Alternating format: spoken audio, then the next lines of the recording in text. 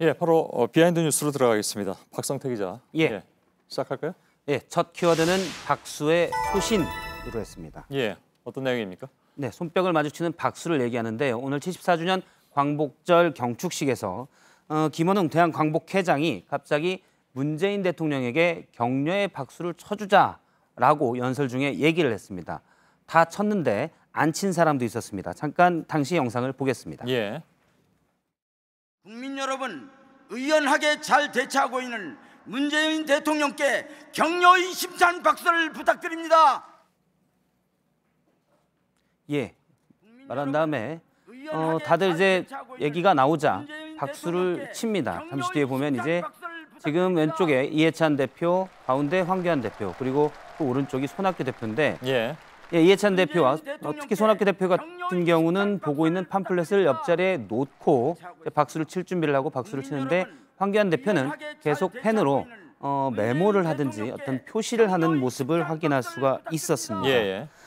사실 한국당은 문재인 대통령의 일본 수출 규제에 대한 대응을 과거에 세국 정책이다라고 비판한 바가 있기 때문에 잘했다고 박수를 쳐주자라는 광복회장의 주문에 쉽게 호응하기는 쉽지 않았을 것으로 보입니다. 그렇겠죠. 예.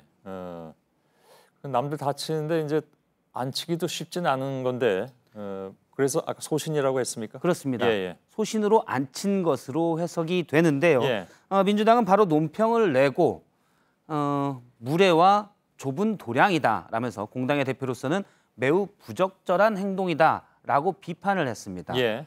따로 얘기하기를 민주당 관계자가 몇몇 의원들이 유심히 황교안 대표를 봤는데 한 번도 박수를 안 치다가 마지막에 건성으로 한 번 쳤다라면서 상당히 서운한 감정을 표시를 했습니다. 한국당도 오후에 바로 반박 논평을 냈습니다. 이창수 대변인이 몽상적인 경축사를 들으며 제1야당 대표가 꼭 박수를 쳤어야 하는가? 마치 북한의 최고인민회의 기립박수처럼 치는 것을 원했느냐라고 따져 물었습니다. 역시 해석하면 소신당 못 쳤다는 얘기인데요. 듣고 보면 양측의 주장이 다 맞는 것 같은데 관계가 좋지 않은 것은 분명해 보입니다. 두 번째 키워드는요? 두 번째 키워드는 건드리지 말았어야 할 곳으로 잡았습니다. 어디를요? 바로 이제 BTS 방탄소년단인데요. 혐한의 인종차별로 글로벌한 비판을 받고 있는 DHC 텔레비의 패널들이 최근 얼마 전에 방탄소년단에 대해서도 DHC 텔레비라고 하는 건 일본식 표현일 수도 있습니다. 일본에서는 텔레비전인데요. 일본에서는 일단 고유명사로는 텔레비로 돼 있기 때문에 그쪽 고유명사로 불러줬다는 거군요. 알았습니다. 지금 보면은 방탄소년단의 원폭 티셔츠가 문제가 된다라고 며칠 전에 얘기를 패널들이 했습니다. 2017년에 멤버 중에 한 명이 당시 이제 애국심과 역사, 해방 뭐 이런 글귀들이 쓰여 있는 티셔츠를 입고 그런데 한쪽 사진이 원폭 사진이 들어있긴 했습니다. 당시 소속사에서 원폭 피해자들에게 공식적으로 사과한 바도 있는데 이번에 패널이 한일 간의 갈등이 있는 것을 얘기하면서 저 티셔츠를 입고 만세를 외치며 춤을 췄다라고 과장 왜곡하면서 비난을 한 겁니다. 건드리지 말아야 할 곳은 뭐 BTS인 동시에 BTS의 팬클럽인 아미를 얘기하는 건가요? 그렇습니다. 당연히 뿔이 많이 났습니다. 몇몇 트위터의 반응들을 보면 BTS 아미로 다 인증이 된 얘기들인데요. DHC가 BTS를 건드렸어. 불매 목록 추가하겠다라는 얘기도 있고요. 그다음에 영어로 많은 사람들이 보기 위해서 영어로 글을 올리는 것도 많았습니다. 위에 보면 영어로 되어 있는데요. 해석을 하면 한국의 역사에 대해 가짜뉴스를 말하고 심지어 BTS를 조롱했다라면서 해시태그로 DHC 불매를 달기도 했습니다. 특히 또 영어로 친절하게 설명을 하는 경우도 있었는데요. 전 세계 BTS 아미 신사숙녀 여러분, 진실을 말하겠는데 DHC 접해는 BTS와 아미에 대한 인종차별주의자입니다 라고 얘기하기도 했습니다. 많이 퍼뜨리자는 목적인데요.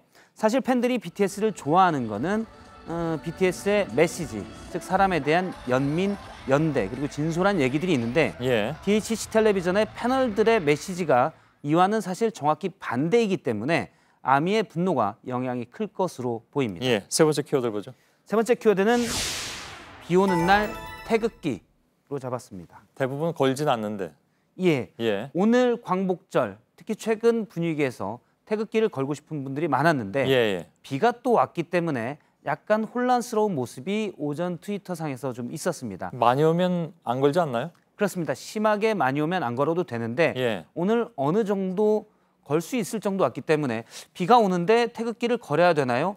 안다는 게 맞나요? 여러 얘기들이 있었습니다. 뭐 이렇게 가이드 같은 게 있지 않나요, 이게? 네, 그렇습니다. 오늘 행정안전부 홈페이지를 보면 예. 바로 답이 나와 있습니다. 7시부터 6시까지 태극기를 답니다라고 돼 있고요. 예. 심한 비바람 등으로 국기의 존엄성이 훼손될 우려가 있는 경우에는 달지 않으며 일시적인 악천후인 경우에는 날씨가 개누 달거나 내렸다가 다시 단다 이렇게 돼 있습니다. 예. 약간 좀 보기에 애매한 부분도 있긴 있는데 아무튼 예. 심한 악천후가 이제 사람마다 다를 수가 있는데 예. 태극기가 많이 훼손되지 않을 것 같으면 달아도 되고요.